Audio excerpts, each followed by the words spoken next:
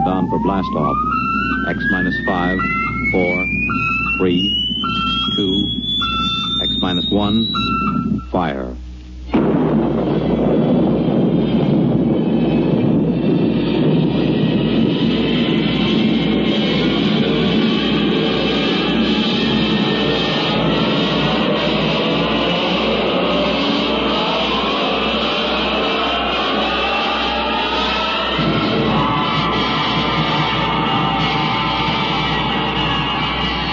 From the far horizons of the unknown come transcribed tales of new dimensions in time and space. These are stories of the future, adventures in which you'll live in a million, could be years, on 1,000 maybe worlds. The National Broadcasting Company presents X minus 1.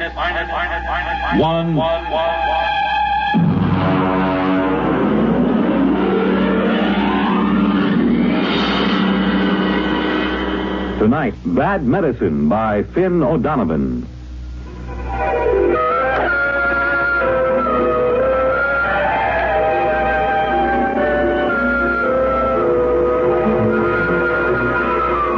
On May 2nd, 2103, Elwood Caswell walked rapidly down Broadway.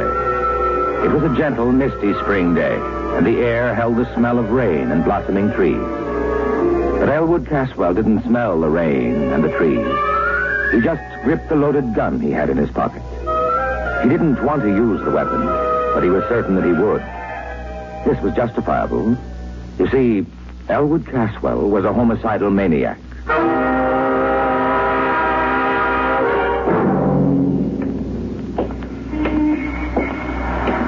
Why shouldn't I kill him? Hey, look out. Where? Oh, sorry, sir. Only the other day said to me, Elwood, you're looking very well. What business is it of his how I look? Hey there, Elwood. Elwood. Huh? It's me, Marty Klein. I work on the jet buses with you, remember? Oh, yeah, of course. Hello, Marty. Forgive me, my mind was on other things. Yeah, I know how it is. A couple of weeks ago, I was walking around a fog so thick you could cut it. Yeah, really? Sure, preoccupied, you know. I had this idea in my mind. You two? Yeah. The same person? Huh? Were you troubled by the same person? My wife. Hey, you okay? Oh, yeah. Yes, of course. Well, I had this idea, see? I was going to get rid of my wife. Kill her? Kill her? I mean, send her to a country for a week. Oh. You sure you ain't sick? No, I never felt better. Well, anyway, I was going to take a week off. Quit the jet buses. Hey, can you imagine? I've been a jet bus operator for 10 years now, and all of a sudden, I feel like I can't take it for another minute. I know how you feel. And I was going to take a trip all by myself. A trip? To where? To the farthest place I could think, to Mars. I was just going to pick up and take a vacation on Mars. Silly, huh? I don't know. What happened? Well, I talked it over with Ethel. Your wife? Yeah. Ethel, she's a real sensible girl. You know what she did? No, am I supposed to? Well, Ethel went right down to that home therapy appliance store, and she says, you got a home therapy machine that'll cure my husband of this idea he can't stay on the jet buses? I've heard that those machines aren't perfected. They got him licked now. So, okay, she describes the trouble, and next day they deliver this thing, and boom, I plug it in, see? And? And a voice talks to me. He starts asking me questions. Yeah, what kind of questions? All kinds.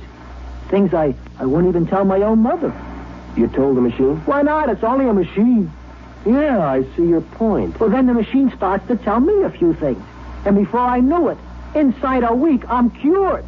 Now, I can't wait to go back driving the jet buses. You don't say. So that's why I say I know how it is to have one thing on your mind all the time like that. This machine, what did it cost you? That's the beauty part of it. My Ethel, boy, she's a smart girl. After a week, she sends it back, see? She says it don't work, so all we lose is the deposit. I see. Well, I gotta get back to work now. Hey, ain't you working the jet buses today? Huh? No, I'm off today. Well, I'll see you, Elwood. Yeah, see you, Marty. What was the name of that place? Where they sell the home therapy machines. Yeah. Home therapy appliances. It's right down Broadway, about 2 blocks from here. So long, Elwood. Perspiring freely, Elwood Caswell continued down Broadway toward 43rd Street. His friend Magnuson would be finishing work soon, returning to his apartment less than a block from Caswell's. Elwood gripped the gun tighter. How pleasant it would be to saunter in, exchange a word with him, and then... No, I won't do it. I don't really want to kill anybody. It isn't right. Think what'll happen. The authorities will lock me up. My friends won't understand, and... Mother would never approve. Still, if I see Magnuson, if I see his hateful, accusing face in front of me... Oh, this must be the store. Yeah. Home Therapy Appliances. Good afternoon, sir. Can I show you some of our home therapy appliances? I want therapy. Quick. Of course, sir. This way, please. Now then, this is our new alcoholic reliever built by International Combustion Motors and advertised in leading magazines. A handsome piece of furniture. I think you will agree, and not out of place in any home. It also opens into a television set. Look, what I need... Therapy, of course. I just want to point out this model need never cause embarrassment to you, your friends, or your loved ones. Notice, if you will, the recessed dial which controls the desired degree of alcoholism. You see, heavy, moderate, social, light, and teetotal. A new feature unique in mechanotherapy. I'm not alcoholic. The New York Jet Bus Authority does not hire alcoholics. Oh, sorry. You seem the type. No offense. Please. You seem rather nervous. Perhaps the portable anxiety reducer. No. Well, sir, perhaps if you told me just what you feel is bothering you. What have you got for homicidal mania? I beg your pardon. Homicide. The urge to kill someone. Oh, of course. Well, let's see now. Pardon me. Have you worked here very long? A week. Oh, yes, here's the ticket. This black job with the chrome trim. What is it? This, is a Rex regenerator, built by Planetary Motors Corporation. Handsome. Goes with any decor. Opens into a well-stocked little bar, so your family, friends, loved ones need never... Well, if your homicidal urge a strong one. Oh, absolutely. Don't confuse this with the little 10-amp neurosis model. This is a hefty, heavy-duty 25-amp machine for really deep-rooted conditions. That's what I've got. Well, this baby will jolt you out of it. Big, heavy-duty thrust bearings, oversized heat absorbers, completely insulated. Sensitivity range I'll take it. Yes, sir. With me, right now. Now? Before it's too late. I'll pay cash. Well, yes, sir. It'll be a few hours before the warehouse can... I'll take this one here. Well, that's a floor demonstrator. Does it work? All of our demonstrators work. Then I'll take it. I can't wait for a warehouse. I can't wait for anything. Have it put in a taxi for me. Yes, sir. Tell him to hurry. I want to kill my friend Magnuson, you know. Who? My friend Magnuson. Oh, of course. That'll be $400.59, sales tax included.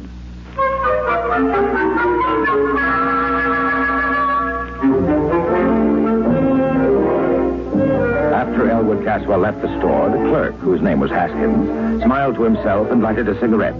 He had made his first sale. He inhaled. Haskins? Yes, Miss Follansby? Smoking. I asked you to rid yourself of that filthy habit. Immediately, Mr. Follansby. I'll use one of those display model denicotinizers at once. By the way, I just made a rather good sale, sir. Oh, really? Yes, sir. One of our big Rex regenerators. Well, now, it isn't often we... Wait a minute. Where's the floor model? Well, sir, the customer was in an awful hurry. He was going to kill his friend. You gave him the floor model? Yes, sir. Was there any reason why... Oh, grief, Haskins.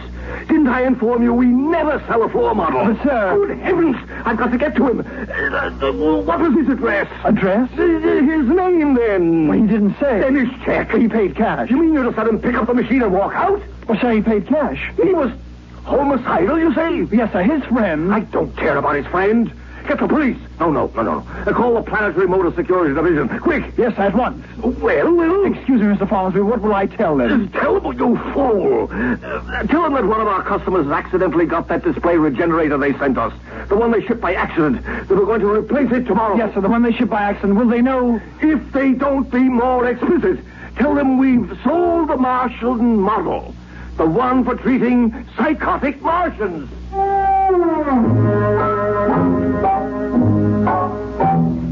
Meanwhile, Elwood Caswell had returned to his apartment and lugged the big black Rex regenerator into his living room. He put it down near the couch and studied it carefully. He was right. It does go with the room. Now then, let's see those instructions. Place regenerator near a comfortable couch. All right. Plug in machine. There. A fixed contact band to your forehead. That's all there is to it. Just turn on the machine and it will do the rest.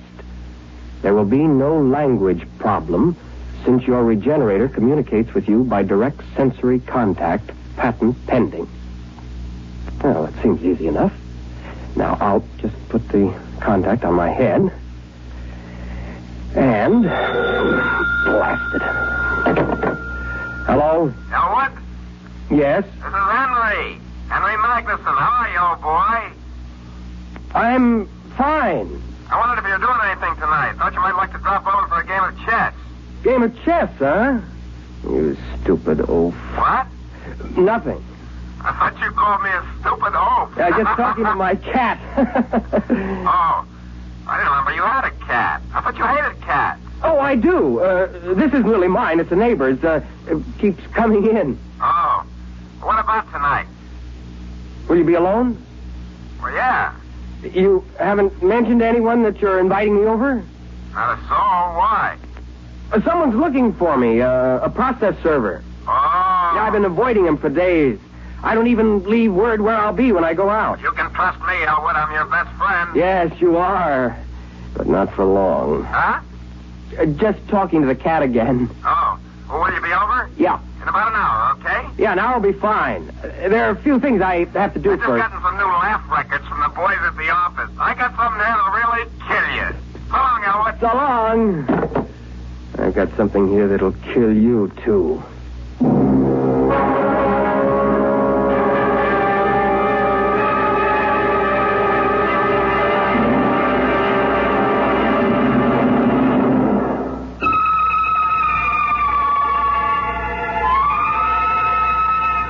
Taking the revolver from his pocket, Elwood laid it on the table in front of him. His face became suffused with hatred at the thought of Magnuson. He poked at the gun with a stiff forefinger. Magnuson, you no-good, shifty-eyed enemy of all that's decent in the world. The man who ruined my sister Irene. The man who... Wait a minute, Elwood. You have no sister, remember? No sister. Now, before you go off and commit murder, why not just try that machine just once, huh? Turn it on. Okay, now reach over and...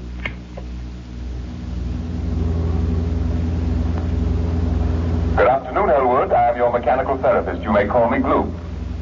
Gloop? You seem surprised. It is a perfectly common name here on this planet. Gloop, of course.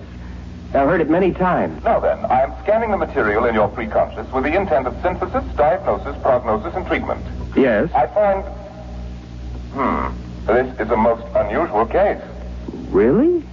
I thought it was simple homicidal mania. There is, of course, no such thing. You are obviously hallucinating a set of symptoms. Nonsense syllables to enable you to avoid the real problem. Oh? A most unusual set of symptoms, I must say. Your pilot light seems to be fading. My light is not fading. I am merely trying to relate your symptoms to proven theory. Well, as long as you know what you're doing. Mechanotherapy is an exact science, Elwood. It admits of no significant errors. We will proceed. Good. First, the word association test. Fire away. I will proceed to give a word. You answer with the first thing that comes to your mind. Ready? Ready. House. Home. Planet. Earth. Just musing. Now, Fleeful. Fleeful. Fleeful.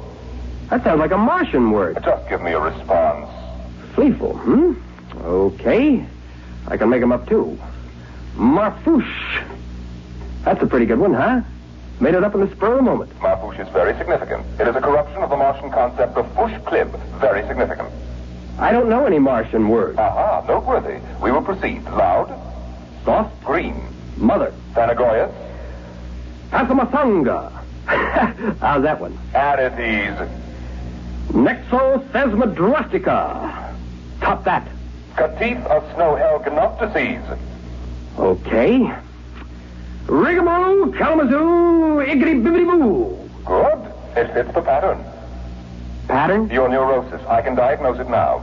Go on. You have a classic case of theme desire, complicated by strong dwarkish intentions. I could have sworn I was homicidal. The term has no reference. It must be rejected as nonsense. Now, if you'll just settle back on the couch, we'll proceed.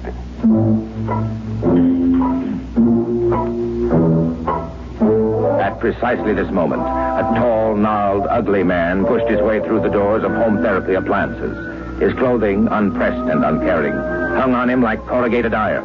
When the clerk, Hoskins, approached him, he flipped back his lapel to show a small silver badge underneath. Sir? John Rath, Planetary Motor Security Division. Oh, yes, sir. Mr. Follinsby, Mr. Follinsby. Yes, sir. Hello, Follinsby. Mr. Rath, Well, so far we haven't a single lead. you're certain he never mentioned his name? Oh, yes, sir. Now think. Is there anything significant? Is it serious, Mr. Rath? Mr. Follinsby, this man is homicidal. Won't it treat him? Homicide is unknown on Mars. It'll treat him for the most likely Martian sickness. What would that be? Theme desire, Mr. Follinsby. Theme desire? It's a Martian illness in which the victim feels cursed by the tree-like nourishing parent, although, of course, Martians don't have parents in the ordinary sense. Well, Haskins? I remember one thing. He mentioned he was a jet bus operator for the New York Jet Bus Authority. Ah. One other thing. Yes? I believe, yes, he was alcoholic. An alcoholic jet bus operator. Excellent. It'll be on his records. Get the Jet Bus Authority at once.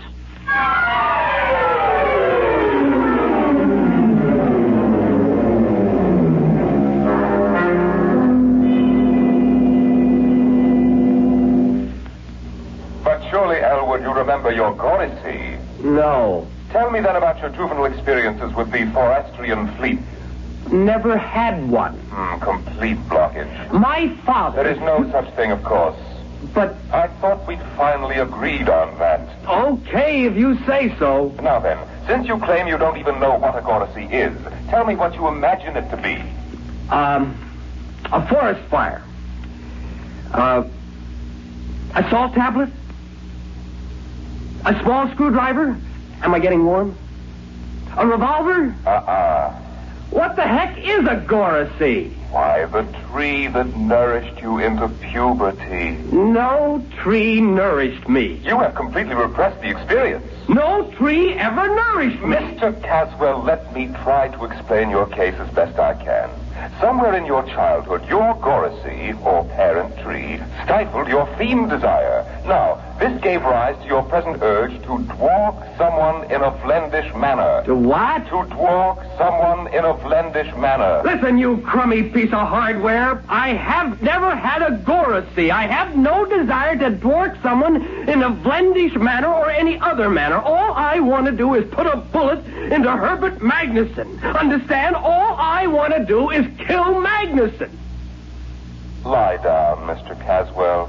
We'll go over it again.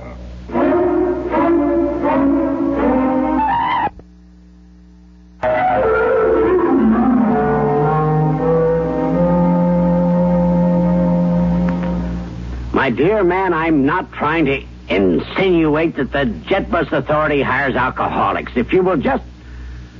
Any luck? It's a dead end. Now, Haskins. Yes, sir. A man's life may be at stake here. Now think. Was there anything else this fellow said to you? Anything? Well, he did mention the name of his friend. Of which friend? The one he was going to kill. The one he... Why didn't you say so? Now, what was it? Magnuson. You sure? That's it. He said, I'm going to kill Magnuson. You know, just casually like that. Follinsby, see if there's a Magnuson in the Manhattan phone book. Now, hurry it up.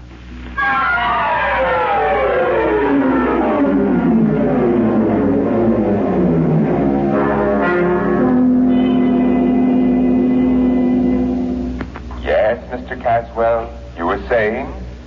Well, Something about your Gorisy? yes, I was saying I think perhaps you're right. Naturally. But right about what, Mr. Caswell?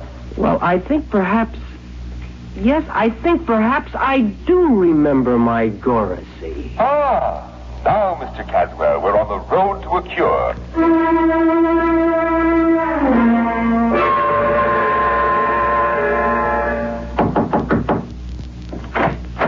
Mr. Magnuson? Yes? Do you know a short, angry-looking, red-haired man? I might. Thank heaven. Or I might not. Can you tell us where to locate him? You're a process server, huh? Certainly not. Don't kid me. Mr. Magnuson, this man is trying to kill you. Go on. You're full of happy pills. Elwood's my best friend. Elwood? He loves me like a brother. And if you think I'm going to stick some process server onto Mr. him... Magnuson, I'm not a process server. Your friend Elwood is a psychopathic killer. You're his intended victim. Can you get that through your thick skull? I'm trying to save your life.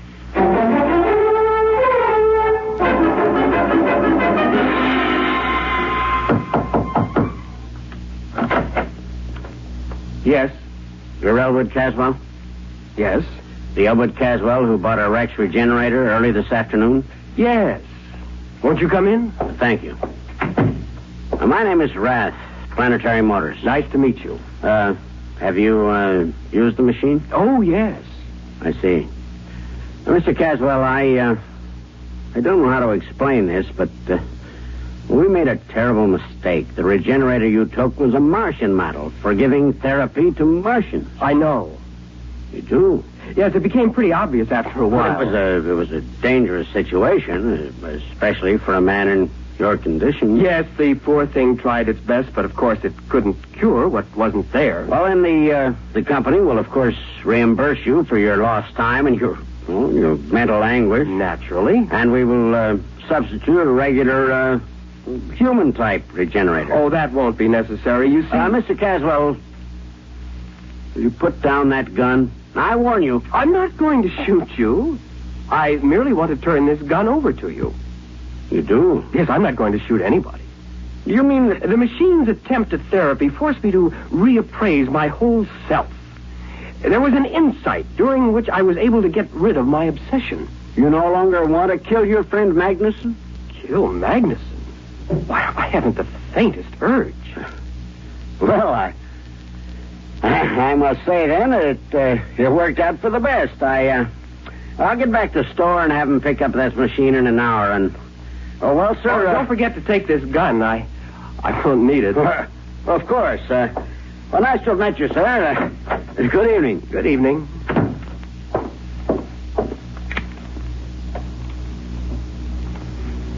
Did you hear that? He asked me if I still intended to kill Magnuson. Magnuson, that inhuman monster who cut down my Goracy.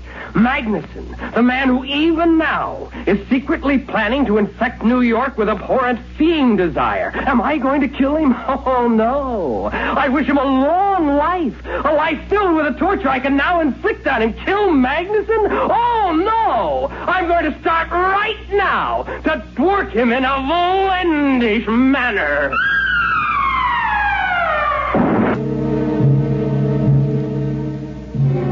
X-1 has brought you Bad Medicine, a story by Finn O'Donovan and adapted for radio by George Leppert.